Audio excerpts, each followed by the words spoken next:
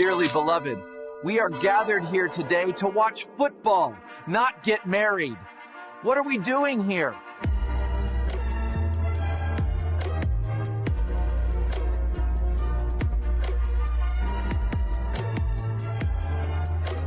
I've gotten a lot of baby powder. People like, man, what you get out of baby powder for? I think I'm going to have to smack the hell out of a lot of people this year. I just can feel it. Hold on. The only thing you should be getting married to in the fall is football.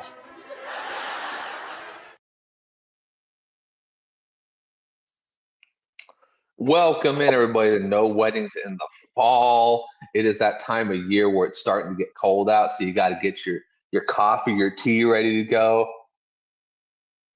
And I'll tell you what, man, Ben, I don't know how it is in Georgia, but in Maryland, man, it is getting cold. It's starting to snow on the ground, shit's sticking too.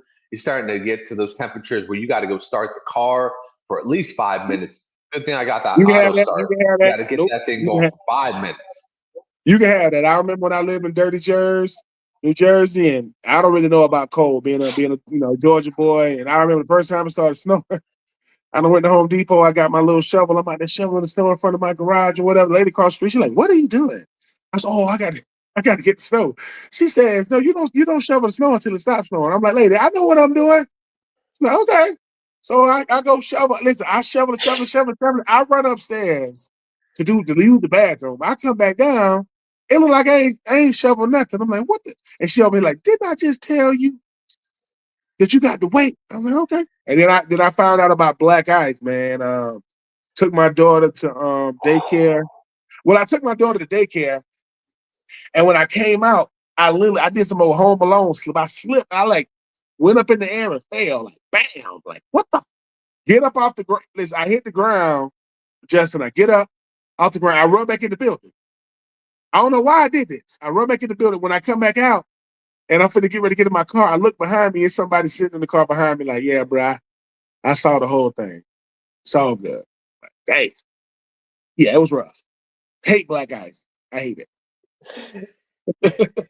That's always the worst when you got to turn around and be like, "Oh shit, did somebody see that?" And then somebody just gives you the nod. Like, isn't it crazy? Yeah. That's a guy thing though. It's not that I failed. Who saw me? Like I saw you. It ain't that funny, bro. It is. Yeah. Okay. It is. Why don't you mind your business, bro? Get out of here. Get out. What are you even doing here? Yeah. Oh yeah. I mean, you could be sitting there with your family and somebody trip and fall. You like, oh. Like we like to see bad things happen to other people, not us, not me. Just yeah. I mean, we've all had that uncle act a little bit too much, get a little too sauced at a Thanksgiving or a Christmas party. He just slips and falls straight on his ass. Every cousin is howling until it's you. And then when it's you, you're like, "God damn, man, this fucking you sucks." Gonna laugh. I mean, guys, we laugh at each other's pain. Like your wife trying to tell you something that happened to one of her friends. You trying to act like you care. Like, what? That for real that happened to her? I don't care. Like, did you know what happened? Like, for real? You be like, "Babe, the game is on." Like, I don't care. What were we even talking about? Exactly. It's like, when something bad happens to one of your friends, they got to be a friend. It can't be somebody you friendly with. Like you be like, "No, I don't know him like that." But if it's your homie, you be like, "Man, you all right? Do I need to come over there? Because if I got to come over there, you all right? I'm gonna be pissed. You really want me to come? This dude. All right, I'm coming. Get over there." He like, "Man, I just hurt my ankle. I'm gonna beat the hell out of you, dude. I'm not coming back. Don't call my phone." Oh my god, that is true though. Like I remember one time one of my buddies, we were doing dirt biking for the first time, and we dirt bike late in life, so like your body starts to be like solidified and everything. It starts to real fucking hurt after a while. So we were just fucking biking around, and he got his ankle caught up because he got his jeans caught up. So he went flying off his bike, and I just remember howling like a motherfucker the entire time. Every time I'm just like, "How's that ankle doing, bro?" He actually, we know.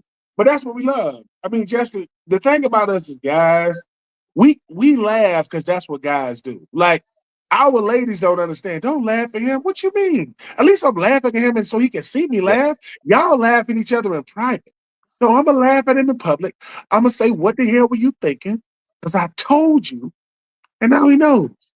And if he wants to go back it again, we can go again. And I'm gonna remind him every day of his life. Remember that time you messed up your ankle? Yeah. Okay. Just so you know. I mean, it happens. It's like it's the bro code, man. We just keep it light. We don't mean no harm, but we gonna laugh at each other. Like, yeah, like if one of your friends get in a fight and he get beat up, we gonna let him know. And when you're not when you're not getting laughed at. That's the biggest tell. When they ain't laughing at you, then they don't. On no way do they give a shit about you. Of course they gonna. We gonna that's laugh. the thing. Oh yeah, we gonna laugh at you. Yeah, it's like a yeah, man. It's something like a rite of passage, man. Like, dude, I'm only laughing at you because I love you. If I didn't love you, I wouldn't laugh. But I'm gonna laugh at you. Like, I'm gonna laugh at you as soon as I hear it. I'm not gonna wait. I'm not gonna walk around the corner. I'm not gonna say I got to go to the bathroom. I'm gonna laugh at you, and I would hope that you would laugh at me. That's it. That's what we do to each other. It's a universal a sign of respect. I'm gonna laugh at you if you do something stupid. I'm laughing. I remember this one time. It's not even a hurt story. I just remember this one time. Me and my good buddy right now. He was one of my best men in my wedding. But first time we ever met, we went golfing, and he took me out. He's just like, listen to this fucking. He put subwoofers in his car. He's like, listen to the sound of this beat, and then the first song that he puts on is the radio, and it's Ariana Grande. And I just remember laughing, bro. I was laughing so hard. I turned to him. I said, "Yeah, that's about right. That's what I thought, bro." Every time, dude, it was the funniest thing because like every time we're in his car now or we're driving around, I just always remember that moment, dude. The first time ever, he's trying to brag about his subwoofers, and then next thing you know, Ariana Grande hits. I'm just like. Hey, he thought you were a fan. Justin, he thought you were a fan. No, Justin, I could just see you looking at him like this. Dude, what are you? Ariana Grande, dude? Really? He like, what? I think she's amazing. I think she's a great singer. I'm like, yeah, I'm not taking away her talent, but you could have used any song, any artist. Ariana Grande?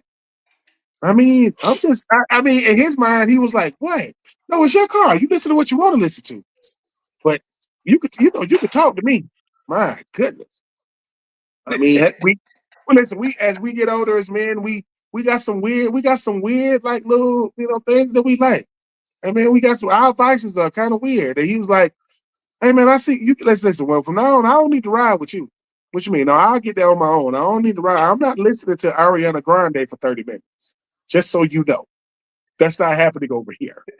It definitely pumped us up for a round of golf. Man, we got to get ready before we hit the links. Ariana Grande with subwoofers in the back. You want to turn her up? You are weird. Put weird. That shit up. Put that shit up.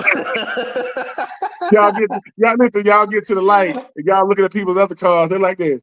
Ariana Grande? Yeah, we doing that. You wish. No. I am not in. Bro, they're gonna be out the window, be like, "Are you bumping the Grande on the subwoofer? That's what's up, bro." Oh no! Y'all get to the links. Y'all get to the golf course. Somebody goes, "Do you know we was riding behind these dudes that was bumping the Ariana Grande?" Like, "Oh, that was us. Oh, that was y'all. Yeah, that was me. I just got some new speakers in the back. My car just came from the shop. Oh, okay. All right, Ariana.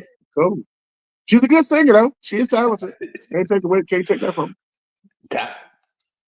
Can't take that away from her. For sure. And you can't take away the CFPs, man. It's college football season, college football playoffs are right around the corner. I do want to say thank you, everybody, for tuning in.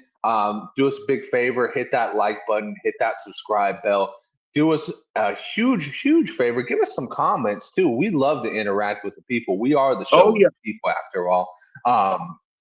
And Ben's the man of the people. That is a people's person right there. People. Love the people. I don't take myself that serious. For those who I would know. say you're the people's Uh, champ, Ben. Fuck Hey, The Rock. You're the people's champ. I'll take the people's champ. I'll take that. I mean, and listen, those people, and to the person that hacked me on X, sir, ma'am, whoever you are, get a life. What you hacking me for? Really? I got to go through the thing to get my account back? Somebody hacked me. What are you doing? Come on, man. Spying on me. I'm just saying. I never get it. I never get the hackers that go after people. I'm just like, come on, dude. Like, you could easily put together a troll account that would throw off like a million different followers and just I'm just troll saying, everybody. yeah. Like, it's easy. I mean, You don't Kevin got to take Durant Ben's and Joel account and Embiid. troll people. Yeah, it's like, yeah. Do I think my mom got a troll account? Do I think she be trolling me on social media? Maybe. But some of these trolling, some of the stuff be a little bit too close to home. Like, you know what I'm saying? I'm like, wait a minute, what you mean I didn't clean up my room enough for growing up? Mama, is that you? I'm like, your mama's in the other room. Daddy, mama got a burner. I can't even ask my daddy about a burner account. My daddy go, my dad don't know about burner accounts. My daddy has no social media. My daddy has never answered an email. My daddy does not have an email address. My daddy's old school for real. My daddy goes, look, son, my daddy just learned how to send another text message. Now you send him one, he'll send you one back. He'll say, like, okay, send. That's it. Ain't for the be no conversation. Somebody say, Mr. True, let me put my number in your phone. Hold on. You know, I'm telling you. This happened. When Ben's dad says burner account, he thinks that something's still on the burner. What? I'm trying to tell you. What's on the burner? Real. What are you talking about? My dad confronted my mom. He was like, what's that thing with your face on it? I said, what? Your mama got that thing with her face? I was like, you talking about Facebook? Yeah. I said, Daddy, look, listen, it ain't what you think. She don't need to be on there with her face on nothing. I said, Daddy, it ain't what you think it is. I said, do you want me to make you a Facebook account? My dad goes, no. My dad says, as long as I can make the screen big on the computer. What? If it can go from small to big because I hit the little thing in the corner? My dad is good, man. My dad is easy going. My dad don't need much. My dad is easy going. And that's who I'm becoming. So I might not want to talk too much trash about it. That's who I'm going to be when I get his age. So I hope I'm as cool as he is when I get his age. You and me both. You and me both. I love the regression of technology as you get older. I also love when Facebook, when you see an older person's account, you always know it's an older person. They either got their grandkid on there or they got some weird ass fucking avatar or some shit like that on there. You'd be like, I'll say this? Oh yeah, I'll go. Is your profile picture up? Is that your dog? Yeah. I took a picture of my dog. Mm-hmm. What? Because I want my dog. I want to know how much I love him. So your dog watches your Facebook account? Yeah, he sees me all the time. Okay, so you got a picture of Baxter as your profile pic? Yep. Okay. Dude. That's fucking great, Baxter. I hope you're out there, buddy. You're getting all the exposure. That's what I'm saying. Getting all the exposure. Baxter, I don't speak Spanish for all you Anchorman fans out there. I don't speak Baxter. I don't speak Spanish. To this day, my wife, I don't speak Spanish. My wife don't understand why guys can remember movies the way we can. I say it's just a guy thing. Like, we remember movies like our life depends on it. Like, we can just the good movies now. We don't ask me about, don't be asking me about Harry Potter or no. Like, I don't remember stuff like that. But Anchorman, Step Brothers, 40-year-old version, hell yeah. Oh yeah. That stuff that were women remember The Notebook, and that.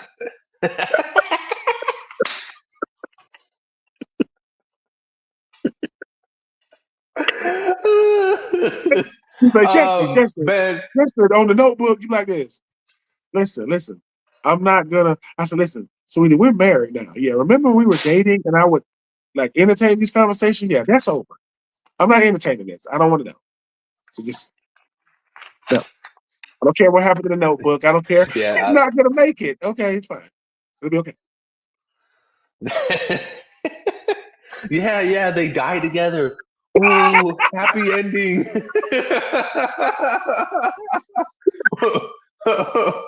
You like One You're has like, dementia, the other one's is there for moral support. We got it. We got it. It's a love but story. We got it. it's okay. So you know what, Justin? What? I said okay. You don't even care, do you? I don't care about a movie? No. No. No. No.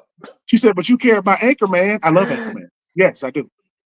I love Oh Talladega yeah. Nights. Of course. John Wick. Oh Yeah, geez. of course. Kidding me? Oh, There's and not even John, dialogue in John Wick, but it's just so badass. oh yeah. I mean, the fact that Keanu Reeves has to talk like this in John Wick.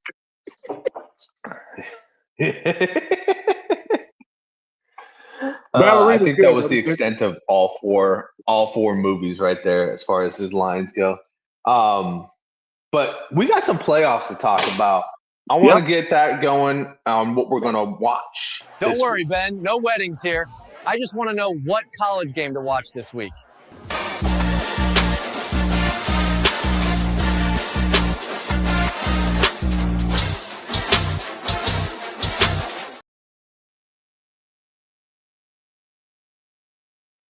So we've got some amazing slated games going this week. Obviously, the playoffs is here. So we have now officially entered the final 12 teams.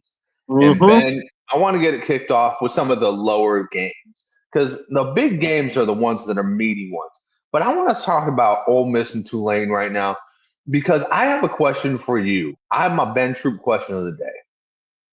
So Ole Miss has already wiped the floor with Tulane this year, right? They won 44-10 or 45-10. It was not even a competition. Tulane looked exactly like they should have looked, right? But now you got two programs, both lost head coaches to SEC teams, and you've got so much going around the Ole Miss little wagon right now with the coaches coming back to coach the team. And Lane Kiffin being told to hit the road because you're not a part of the program anymore. We don't want you stealing our kids, stealing our recruits. If you're going into this game as an Ole Miss player, you could say the same, I guess, about Tulane too, but you're really going into this game as an Ole Miss player with all the circulation of media talking about Lane Kiffin leaving, all the issues, all the coaches that are now being allowed to coach. How do you block out this noise and just go out there and play football against a team that you should easily wipe the floor with? Hopefully, what they're doing at Ole Miss is they get it back to, they're getting away from what we've grown and known them to be, getting away from social media, to putting the cell phones away, because if they're not going to lose, but if Ole Miss loses this game, you're going to validate Lane Kiffin for being what made y'all who you are. And I don't think that's going to happen. I think they're going to win the game. But if you are Ole Miss, number one, you want to say, dude, we good with or without Lane Kiffin. We can go out there and get it done with or without him. And if you are Tulane, you doing it for more than just Tulane. I don't think Tulane's going to win this game. And, I mean, both of these teams, both Tulane and Ole Miss are both teams that both of their coaches at one point was trying to be the next head coach of Florida with, obviously Coach Summerall is coming to Florida. Lane Kiffin was talked about being the head coach of Florida. And I think Coach Summerall is going to coach in the game for Tulane. Tulane is waving the flag of we play football too for G5 schools. Because I know we're going to talk about JMU, but a lot of people don't like that G5 schools get automatic bids. They ain't like it. Like JMU, James Madison. Most people don't even know what James Madison is, let alone what conference they're in. So for Tulane, not that there's any good that comes out of a loss, but it's how you look. You got to look competitive, because if it's a beatdown, that's going to make the rules change so much quicker for an automatic bid, like a Sun Belt, or team like Tulane. So I'm gonna be the MAC. So I'm gonna be it's gonna be interesting to watch. But if you are Tulane, if places like Tulane and JMU get tired of hearing about the P4, well, you better be competitive, because if you get smoked, it's gonna be much to do about nothing. Ain't nobody gonna remember you making the college football playoff in 2025. They're gonna remember you get smoked. So we'll see what happens, but no excuses for Tulane, no excuses for Ole Miss. I'm looking for it to be a better game than it was in the regular season, but I'm looking for the same outcome. Yeah, I think I agree with you on that. I think that, I think Coach Summerall being able to coach at Tulane is going to kind of put them into that point where they are a little bit more competitive, because 45-10, that's not competitive at all. But I think the whole Lane Kiffin thing, I think it's going to trickle down. I think that a lot of people are going to have a distaste for Kiffin. I can only imagine how it is playing for those coaches right now, knowing that you're trading. But, I think you look at that and you kind of go, okay, Tulane's probably going to come out a little bit more, but let's not get overboard on this one. It's going to be a smash over on Ole Miss. Should be a pretty easy game for them, regardless if Tulane is able to put up like another 10, 20 points. Here's a first ever. Oregon playing JMU. You were just talking about James Madison. And James Madison's been playing pretty good, but, obviously they haven't been playing up to snuff of Oregon. This should be an easy walkthrough for Oregon, but just to play the spoiler, because this is our form of NCAA March Madness right now. What do you give the chances of James Madison pulling off this upset against Oregon? 25%. I definitely give them a chance. This thing about Oregon, though. Oregon talks a lot, don't they? Oregon faithful, former Oregon Ducks, they talk like, I said, dude, what is does Nike got a new Nike coming out? Is a new shoe dropping? Is that why y'all talking trash? Because if you strip, okay, let me give you the history of Oregon. You ready? All right. Phil Knight, Nike, Marcus Mariota. That's it. That's it. And if you are JMU, just like I was saying for Tulane, it's how you look. If you go out there and you just get melee, bollywopped, and no one's going to remember, it's like, do I respect all college football? Yes. Do I think every last football player and every last football team should have my respect as far as like going out there? Yes. But how you look when everybody's watching, it matters, Justin. Look, when it's on Saturday, on a normal Saturday, it's a bunch of games. You pick which one you want to watch. Well, everybody's going to be watching JMU Oregon. That's going to be the only game on. And we're going to be watching. And while JMU is waving the flag for the Sun Belt, and they was able to get in, to the people who were saying you shouldn't let G5 teams get in, either you're going to validate what they say or invalidate them. So I'm going to be watching. But if you are Oregon, you want to make this thing, you want to run this thing running away because you want to build some momentum, because Oregon seems to be the team that loses to the team that wins. That when we talk about P4 teams. If they make it a game, if JMU makes it a game going into the fourth quarter, that's gonna make Oregon nervous. But I do got Dan Lanning in Oregon, Dante Moore, those guys. I got to run away with this thing. Yeah, I have to agree with that one. And you know what? It is kind of interesting. You are kind of right on that one. Oregon always does kind of be the team that, gives the team that's going to win it their best matchup. And then afterwards, they go and they take their crown afterwards. But it's going to be interesting to see how the G5 handles this, because, like you said, they're either going to look kind of good or they're just going to look really bad.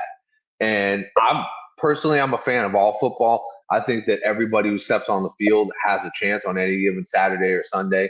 So I would love to see it upset, even though it doesn't seem likely. But let's get to a game that might be an upset from the Miami side of it. Texas A&M versus number 10 Miami. That's going to be a great matchup. Notre Dame right now is literally crying, saying, "Why we should be right where Miami is," and Miami saying, "Shut up, bitch, we beat you." So in this game, man, Texas A&M looks real damn good, and Miami has looked like the best team in the country at times.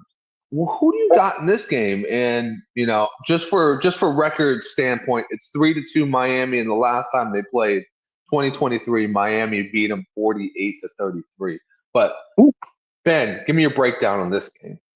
I do think it's going to be one of the better games of the entire college football playoff. I do think the college football playoff got it right with Miami. Sorry, Notre Dame. Y'all played each other head to head. They beat y'all. What are you talking about? If you want to get real consideration, get into a conference. I mean, when it comes to the ACC, if you got to keep your contract with the other sports, do it for football. No one cares about Rudy. No one cares about touchdown Jesus. You lost. Move on. I got I got I got Texas A&M. I got to be in a really really No good one game. cares about touchdown Jesus. Yeah. Move on. No. So we Texas A&M is a team that I knew what they were going to do this year. I said, look, they're going to run the table and they're going to lose to Texas because Texas is that constant reminder. Texas A&M, like, look, you guys are good. You want to be great. You got to beat us. I think because Texas A&M already has a loss and they didn't make the SEC championship, I think they're going to come in really, really hungry. Miami's not going to lay down. Now, Mario Cristobal and company, they are not going to lay down. But Coach Elko, they got something going over there with Texas A&M. They're doing now with Texas A&M what they hope to have done when Jimbo Fisher was there. It never really turned over. It never really happened. But I like this Texas A&M team because I think they've learned to beat you any kind of way. They can beat you running away. They can beat you running the football, throwing the football. They can beat you ugly. They can beat you late. I think Miami should be in the college football playoff. But if Miami does what I know Miami does, their postseason record has not been good for a long time. Whether that's bowl games or down there in the college football playoff, gonna be a good game. Carson Beck's not gonna lay down, but I'm gonna go with the Aggies. I like it, and I also like that we have Texas representation, but we don't have the Longhorns in there. We got Texas Tech, we got Texas A&M, two teams that just reloaded, have good coaches, and said, "Hey, fuck it, we're going all in this year," and they have paid off. I agree with you. I think Texas A&M is a more well-rounded team. I think Miami's got a very formidable offense, very questionable defense, and I think when you're in this deep, you have to be the well-rounded team to get the win. Let's finish it off with Alabama at Oklahoma. We already saw this matchup this year. It was a really tight one, 23-21. Oklahoma now has two in a row over Alabama. Alabama has just not looked like Alabama of old. I don't know if it's Caleb DeBoer is finally rubbing off on this team and it's kind of getting soft, or if, maybe everybody is just getting that much better in the SEC. But Ben, let me know who you got in this game and how do you figure it breaking down Oklahoma versus Alabama? The fact that Coach DeBoer has beat Georgia 2 years in a row and he's lost to Oklahoma 2 years in a row shows you how baffling it is with how he coaches. I'm going to go with Alabama for this reason. It's hard to beat the same team twice. It just is. And Oklahoma is a good team. Coach Venables is doing a really, really good job. Coach DeBoer, I think they are due one. I mean, that offense can be clicking. Now, Ty Simpson, when you lose 28-7 to the Georgia Bulldogs in the SEC championship game, saying things like, "What a number I still think we're the best offense in the country." Please be quiet. We just saw you. No. But I do think that offense comes alive. I think that Oklahoma plays a good game because when you're familiar with an opponent, it comes down to schemes, it comes down to situation, it comes down. I think that Alabama gonna play better situational football. Ryan Williams and company.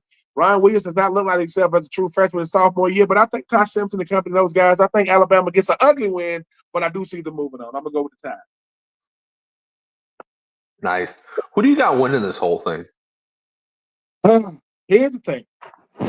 Indiana is a story that's hard to look past. Fernando Mendoza, you talk about Cignetti. And Cignetti, what people don't know about Cignetti, he pulled a lot of players from JMU. So there are a lot of players that were supposed to go to James Madison or were there that went over to Indiana. Ohio State has already won. Already lost to Indiana. They ain't going to lose again. I don't think Ohio State's going to lose again. But the one factor, the X factor in this entire college football playoffs is Georgia. Georgia can beat anybody in here. They can beat anybody. Line them up, they can beat them. I don't trust Georgia's offense. Their defense is rock solid. I don't trust their offense.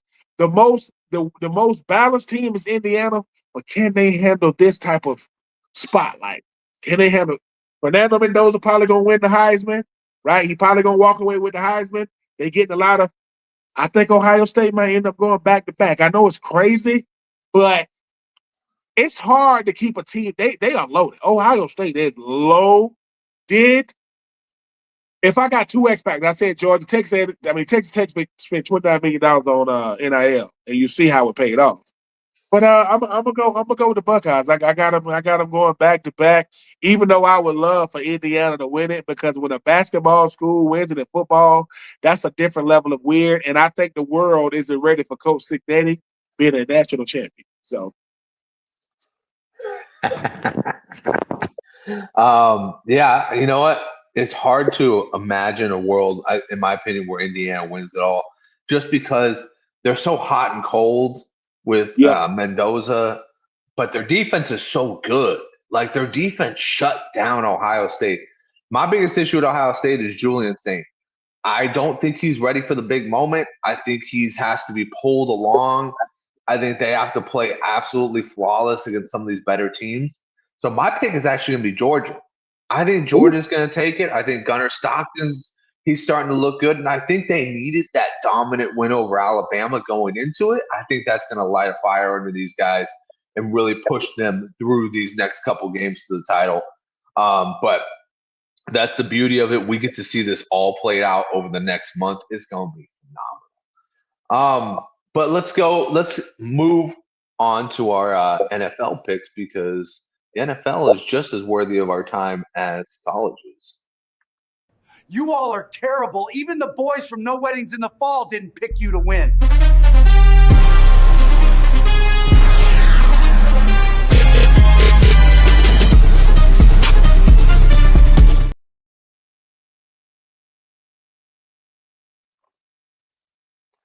All right, so let's get this kicked off real quick with Kansas City at the Chargers. So many questions. Their first matchup was week 1, which you could just wash that at this point. Week 1 doesn't really matter. 27-21, the Chargers will say differently, but the Kansas City has won 7 of the last 8. Let me ask you something, Ben. You're looking at Kansas City right now. They're in a hole, man. They're down in a hole. They're like Alice in Chains down in a hole. How do you dig yourself out of this, man? This is the first time I think they've been in this hole this deep into a season. if this was the Kansas City Chiefs of old, I would think they could dig themselves out. But I was recently, I just saw the latest episode of Travis Kelce and Jason Kelsey's podcast, and Travis Kelce said something that Jason ain't never heard. He said, usually, man, in any other year, I figure it out. How they trying to cover me, how they trying to stop me, I figure it out. He said, and I can't figure it out this year. Like, I really can't figure it out. And Patrick Mahomes is the one that makes that team go. Travis Kelce is the one that makes that offense go. When you look at what he does in the pass game, look at what he does as far as like an energy guy. And I just think that the first game of the year, it is a wash, but it kind of showed that Kansas City, they won a lot of games in 2024 by 5 points or less, blocking field goals. They just not themselves. I mean, Riche Rice and Hollywood Brown and Xavier Worthy and Isaiah Pacheco, they haven't been there. So I got the Chargers sticking with their winning ways. A very impressive win on Monday Night Football against Jalen Hurts and company. But that Chargers defense, the way that offense is clicking right now, even though they can find a way to go up there. But give me the Chargers only because Kansas City, they're just not good this year. Like, it's much Kansas City has earned our respect to where it's hard to watch them struggle because we always expect them to figure it out. It's just not happening this year. Denver is the best team in that division. The Chargers gonna make the playoffs. The Raiders need Jesus. The Raiders are just whoo. It is hard to watch the Raiders. It is. And Kansas City is gonna finish third in the division. When they used to dominate, they used to run away with the AFC West. They had already had it locked up by week 14, 15. So give me the Chargers because they are the better team. I still think Patrick Mahomes is a really, really good quarterback. But when his improvising don't work, and he got to just play you straight up, that's not good for Kansas City. That plays to the hands of the other team. Give me the vote. All I'm going to say is don't bet on the Raiders money line or spread when it comes to home games, because somebody, the pit boss, something calls in and says, hey, the Browns are on 29-yard line of the Raiders. Yeah, punt that ball away. Oh, yeah, you're down. You're going to lose this game. Kick a field goal. What does that do? Knocks it to 7. What was the spread? 7.5. Go fuck yourself.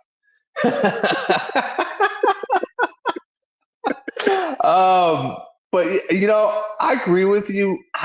I love it when the Kansas City Chiefs are getting kicked when they're down. I love to beat that dead horse. I'm going to throw it out there one more time. This is the last time I'm throwing out KC as a pick for this year.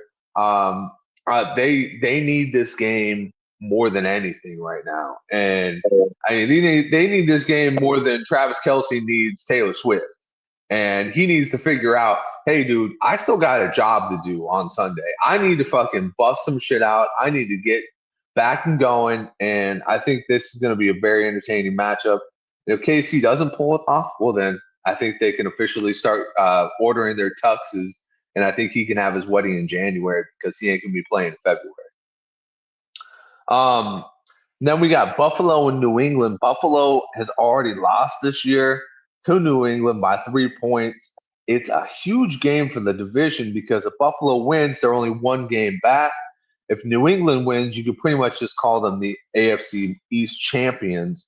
Who do you got in this one, and how do you figure the matchup's going to be as far as Garden Allen in this game? Because he seemed to get everything done last week, but obviously, I figure the Patriots are a little better defense than the Bengals.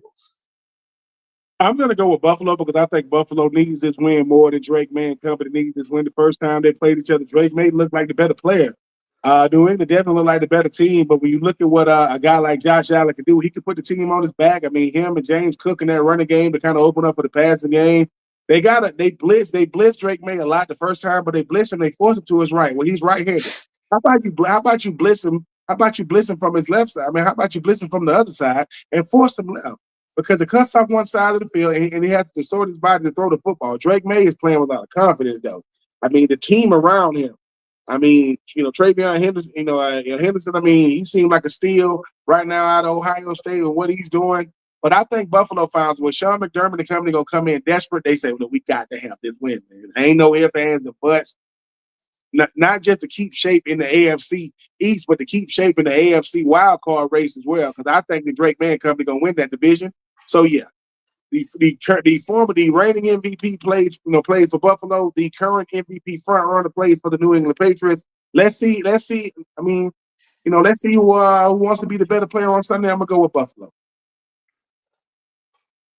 And you think about it, these two teams could very well meet up for a third matchup in the AFC title game. Like that could be a very exciting matchup. You look at Buffalo. I figure Josh Allen. He's got to look at Kansas City right now and go, this is my fucking year. This is my year. It's do or die. My entire organization does not want to put anything around me. My defense sucks as usual. I got to put the team on my back and lead us to a championship. Could be their year. I love this matchup. I love it as a possible three-peat in the playoffs, if not the AFC championship game. Next up, we got a battle of Matthew Stafford. Detroit, the Rams. This is going to be an interesting one. The Rams hold the series lead 45-43 in a tie. And then last time they played, the Lions won 26-20. They've also won 2 in a row. Who do you think wins this game? I mean, the Rams are obviously on a heater, and the Lions looked really good against Dallas. Who you got going into this game? I'm gonna go with the Rams for the simple fact that the first 2 times that the Rams and Detroit met, they had to go to Detroit, and that favored the home team. Obviously, right now, Jared Goff is 2-0 against Matthew Stafford, but I think this Ram team has proven to be the class of the NFC West. And you look at how they're playing, and Puka Nacua has proven to be a really, really good receiver. Devontae Adams catches more touchdowns on first and goal with he'll catch more touchdowns with two or less yards. There's the ability to separate. Jared Verse doesn't get talked about the type of the pass rusher he is. Now the thing about Detroit is this: in order to beat them, you got to do 2 things. You got to shut down that run game, and you got to shut down Amon St. Brown. That's easier said than done. Because every time they lose, that's what usually happens. You don't hear a lot from Gibbs. You hear a lot from Montgomery. Amon St. Brown. I mean, he ain't getting in the zone, but I think this Rams team. Listen, whenever teams got to travel from west to east, from east to west, that usually bodes well for the West Coast team. Give me the Rams and Matthew Stafford because right now, Matthew Stafford is saying it looked like it looked like Jared Goff got the better of it. I mean, it looked like Jared Goff and Detroit got the better of this deal because the last 2 times we played, they beat us. I think they get some get back there. I think it's going to be one of the games of the week. I see a lot of points being scored, but I see the Rams coming out with a victory. Yeah, I think I have to agree with that one. I think the Rams will definitely win this game. Just there's so much there. I mean, unfortunately, the Lions have lost so many corners. They just lost Brian Branch. It's a really tough matchup to have Puka Nacua go against your third or fourth string cornerback. And then, we got probably, in my opinion, the game of the day, which is going to be Green Bay at Denver. Just a very much a styles clash where these two teams are actually, no, I would say it's more of a mirroring because these two teams kind of have the same problems and they have the same advantages. Their defenses are really good and their defenses can get to the quarterback. They have two quarterbacks here in Jordan Love and Bo Nix. They're both kind of facing the same issue. They can both be really good or they can both be really bad. And, when you look at the offense, it funnels through one wide receiver and a dominant running back. So tell me, I mean, they're looking at the man in the mirror. Where are the changes? Who's going to make the changes in this game to win it? I go with Green Bay. I think that Jordan Love and company, they got something going, Josh Jacobs in that running game, and they got a solid enough passing game. I mean, Jordan Love is one of those guys to where, he's really, really good, pushing the ball down the field, taking care of the football. And you got an X factor in a guy like Micah Parsons. He's a closer. When you need a big play on defense, Micah Parsons there. Now, here's the thing about Denver. No one's talking about how Denver, not only is the best team in the division, they got one of the best records in the AFC. Bo Nix is finding a way to get it done. Him and Cortland Sutton and company, they find a way to go out there and get it done. Their defense can be stifling, though. That Broncos defense can be stifling, but I give the slight edge to Green Bay because I think Green Bay they're looking around their division saying, look, we gotta put some distance between us and Chicago, gotta put some distance between us and Detroit because they're probably gonna get 3 playoff teams coming out of that division. But but Green Bay said if we're gonna have 3, we want to win that division. So people got to come to Green Bay, control their own destiny. So because of all those reasons, I'm gonna go with Green Bay, a slightly better advantage in looking in the mirror than Denver, even though Mile High is a different place to play with that altitude. But I'm gonna still go with Green Bay. I was about to ask you, how was it playing at altitude? Like, do you guys go up there like a week before and just train the entire week at altitude? Like, how does that work? How did that work in your playing days?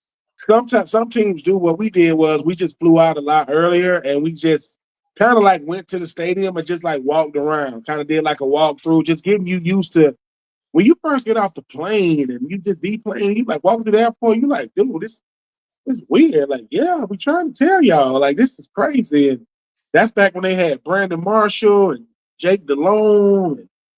And you talk about, they had some players. They had some players by the time we went on Champ Bailey. They had some guys. But, yeah, Denver is different.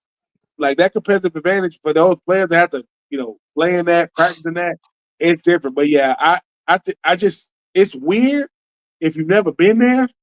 Because as soon as you got the players, like, dude, it's something. Like, yeah, man, they call it Mile High for a reason. But I think Green Bay can handle those elements. I think they're a team that can handle adversity. I think it's going to be a good game. Yeah, it should be a great game. I actually agree with you. I'm going to go with the Pack on this one. I think Denver, just kind of like Green Bay, gives up weird games. Like that Washington game kind of felt weird. Like, why are you giving 26 points up to Marcus Mariota? You know what I mean? Like, it just doesn't seem like it should have happened. But Green Bay is also giving up losses to the Browns. So I guess it's really like looking in the mirror with these two teams.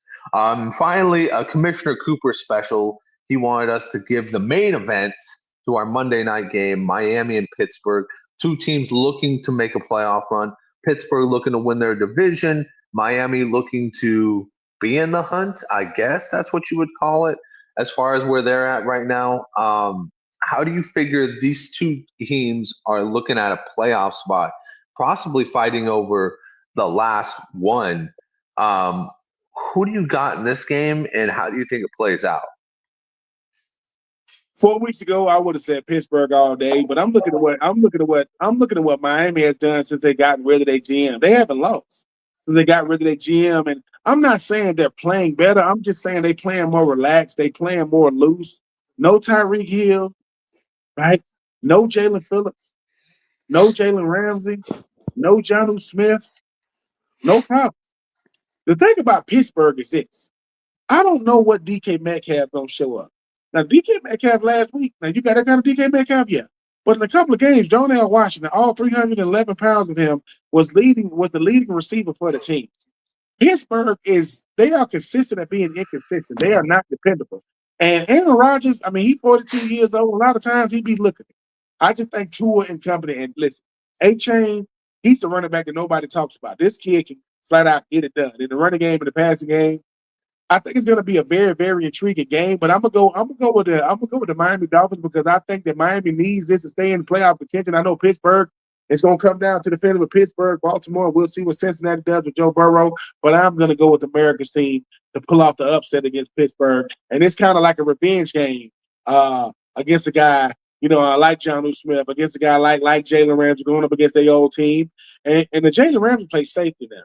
So all that talk about I'm the number one corner, you don't even play corner. You play safety with no gloves on.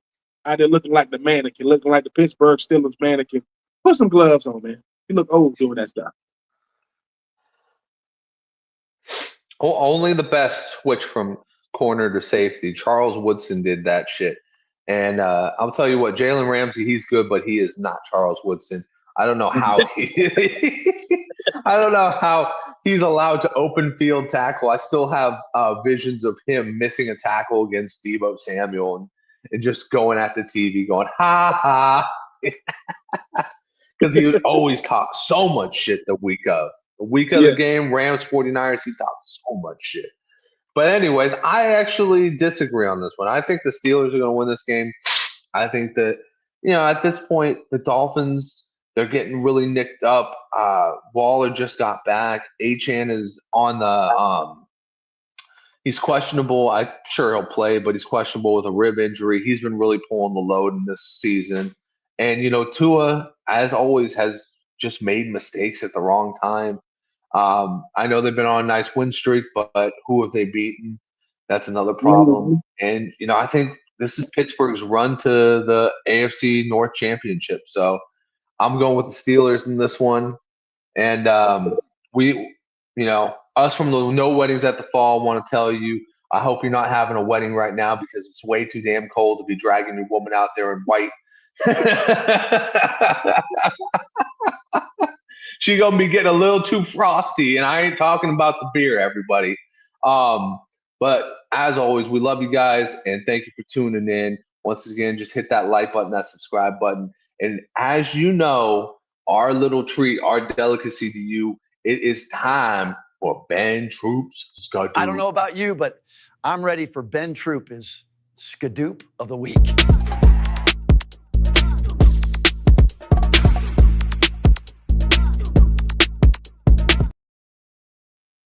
What up, my good people? I am Ben Troupe. I always appreciate you guys taking the time to, join myself and Justin. The commissioner couldn't be with us today on No Weddings in the Fall. Make sure you like, share, and subscribe. But I want to get something on my mind that's off my mind, and that's Notre Dame football. That's Notre Dame fans. That's Notre Dame faithful.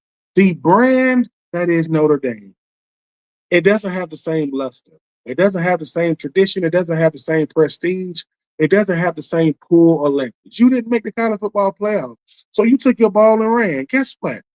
You are an independent. You and UConn. Y'all said that we want to be contractually obligated to be, in our conference, but we don't want to be held by the same standards. We don't want to go to a championship game. We want to just have our regular season for which we pick our opponents.